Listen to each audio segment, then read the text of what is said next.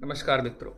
अगर मैं आपसे कहूं कि सबसे बड़ी संवैधानिक पीठ का गठन कब हुआ था, तो सबसे पहले जो ख्याल आता है वो आता है केशवानंद भारतीवाद का, जब 1973 में 13 जजेस की संवैधानिक पीठ का गठन होता है। लेकिन एक रोचक तथ्य मैं आपसे साझा करूंगा कि उससे बड़ी भी एक पीठ का गठन हुआ है, और वो 28 जजेस के संवैधानिक पीठ का, और वो होता है इलाहाबाद हाई कोर्ट में। जी हाँ, दरअसल वाकया कुछ ऐसा होता है कि केशव सिंह नाम के एक सोशलिस्ट होते हैं, जो विधानसभा के एक कांग्रेसी मेंबर के खिलाफ एक पैम्पलेट जारी करते हैं, जिसमें भ्रष्टाचार में लिप्त होने के आरोप उन मेंबर पे लगाए जाते हैं।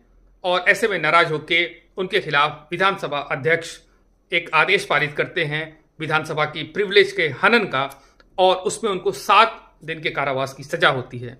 केशव सिंह को कारावास में डाला जाता है, वहाँ जिला कारागार लखनऊ में, और उसके खिलाफ वो हाई कोर्ट में दाखिल करते हैं अपनी याचिका 226 अनुच्छेद के तहत, और जहां से उनको राहत देते हुए उनको रिहा किया जाता है।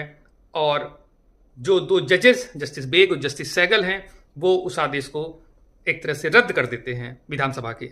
विधानसभा इसको अपनी अवमानना समझते हुए उन दोनों जजेस को, और उन जो केशव सिंह के वकील होते हैं तथा केशव सिंह खुद, उनको, उन चारों लोगों को एक अपने अवमानना के लिए सदन में उपस्थित होने का आदेश पारित करते हैं।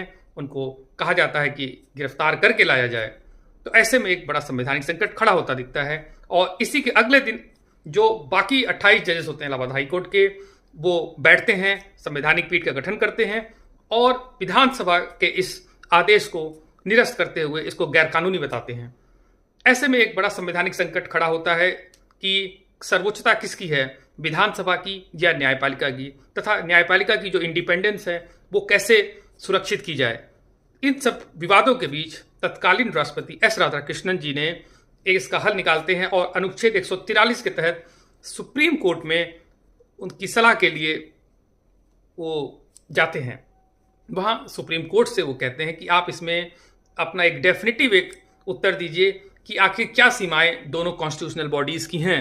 इसमें सुप्रीम कोर्ट स्पष्ट निर्णय देता है कि जो कॉन्स्टिट्यूशनल जो भी हमारे अधिकार हैं, मौलिक अधिकार हैं, उनका हनन प्रिविलेज के द्वारा नहीं किया जा सकता, वो सुपरसीड नहीं करेंगे।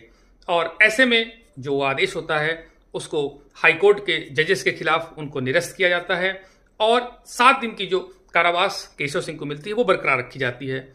तो एक तरह से संतुलन बनाने की कोशिश की कि जुडिशियल इंडिपेंडेंस बरकरार रहे, कोई भी आदेश पार्लियामेंट या लेजिस्लेटिव बॉडीज सुप्रीम कोर्ट के जजेस या हाई कोर्ट के खिलाफ नहीं पास करती इस तरह की गिरफ्तारी के, और जो उनके प्रिविलेजेस हैं उनकी क्या